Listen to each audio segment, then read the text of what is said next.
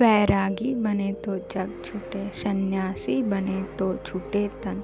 महाकाल से प्रेम हो जाए तो छूटे आत्मा सब बंधन। राधे राधे, ओम नमः शिवाय। दोस्तों, स्वागत है आप सभी का हमारे YouTube चैनल देवलोक कहानी में। नन्ही चिड़िया की भक्ति कथा, यह एक सच्ची कहानी है। दोस्तों, इस वीडियो में आइए जानते हैं इस कहानी के माध्यम से एक बात। और दोस्तों, अगर आप यह कहानी सुन रहे हैं तो पूरा सुनिए। इस कथा को आधा अधूरा छोड़कर जाने की गलती मत करिएगा।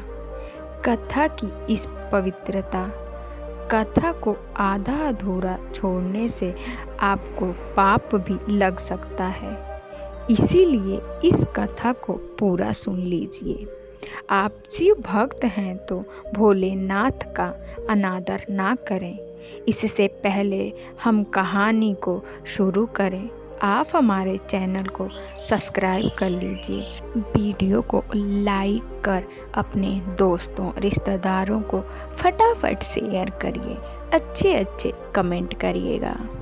एक नन्ही सी चिड़िया अपने घोंसले में दो छोटे छोटे बच्चों के साथ रहती थी। एक दिन चिड़िया अपने बच्चों के ये दाना लेकर आई तो चुन्नू मुन्नू बहुत खुश हुए। चुन्नू ने कहा, माँ, बहुत भूख लग रही है, पहले मुझे मुंह में दाना डाल दो। यह सुनकर मुन्नू कहने लगा, नहीं माँ, पहले मुझे मुंह में दाना डालो। चिड़िया ने दोनों के मुंह में दाना डाल दिए। उसके बाद चिड़िया ने कहा, यहाँ की फसल तो कट चुकी है, अब मुझे दाना चुगने दूर गांव में जाना पड़ेगा। मैं कुछ दाने घोंसले में रख दूंगी, तुम थोड़े थोड़े खा लेना, मैं एक दिन बाद वापस आऊंगी। यह सुनकर दोनों बच्चे उदास हो गए, लेकिन खाना भी तो चाहिए था, इसलिए दोनों मान गए। अगले दिन चिड़िया दूसरे गांव पहुंच गई। वह काफ़ी थक गई थी, इसीलिए वह एक पेड़ पर बैठकर आराम कर रही थी। तभी एक शिकारी ने उसे पकड़ लिया और पिंजरे में बंद करके अपने घर ले गया। घर में उसने अपनी पत्नी जानकी से कहा, जानकी, आज केवल एक ही चिड़िया हाथ लगी है, तू इसे संभाल कर रख, कल इसे बाजार बेच देंगे। जानकी को पशु पक्षियों का शिकार करना अच्छा नहीं लगता था। रात में जब वह सो रही थी तो उसके कान में आवाज़ सुनाई दी। ओम नमः शिवाय, ओम नमः शिवाय का जाप कर रही थी। जानकी पिंजरे के पास गई।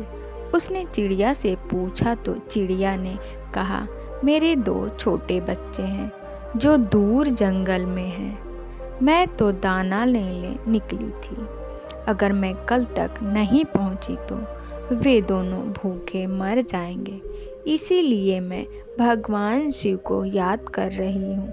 वे आकर या तो मुझे बचा लेंगे या फिर मेरे बच्चे को दाना दे देंगे।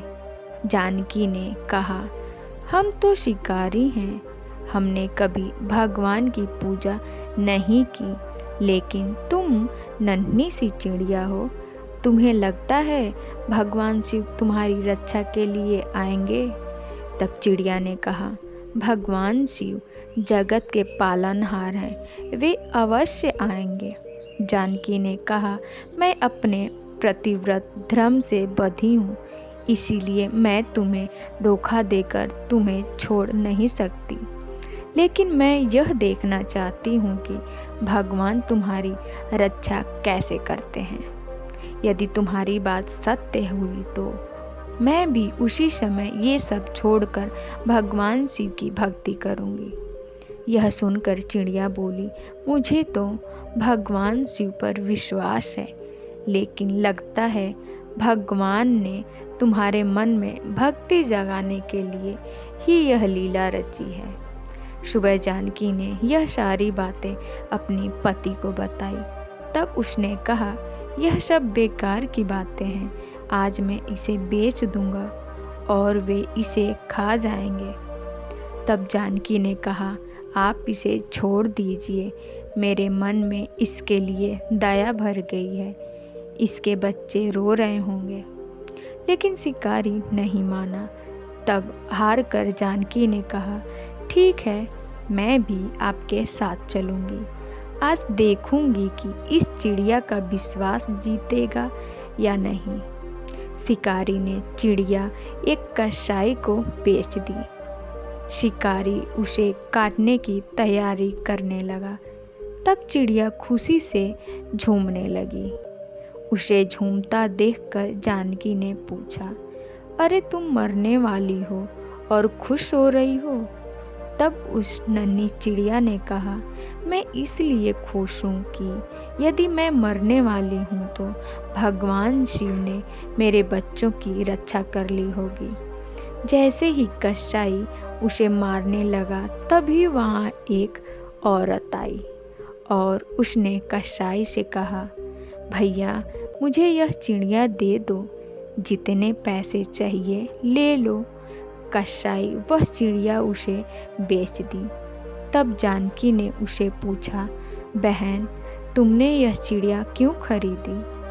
तब उस औरत ने कहा, मेरा बेटा बचपन से गूंगा है, मुझे एक साधु बाबा ने मुझे यहाँ भेजा है और बताया है कि एक चिड़िया की बलि दी जा रही है, उसे बचाकर उसका जूठा पानी अपने बेटे को पिलाना, वह बोलने लगेगा और सही समय पर मैं आ गई। वह औरत चिड़िया का जूठा पानी लेकर उसे आजाद कर कर चली गई। तब चिड़िया ने कहा, देखा भगवान शिव ने मुझे और मेरे बच्चे को मरने से बचा लिया। यह सुनकर जानकी और शिकारी की आंखों से पानी बहने लगा। उसी बात सुनकर शिकारी और उसकी पत्नी जानकी, यह कसाई ने भी अपने काम छोड़ दिए और दिन रात भगवान शिव की भक्ति में लग गए। भगवान शिव की कृपा इस संसार के सभी जीवों पर बनी रही, यही मेरी प्रार्थना है। प्रिय भक्तगणों, पूरी कथा सुनने के लिए आप लोगों का तहे दिल से शुक्रिया।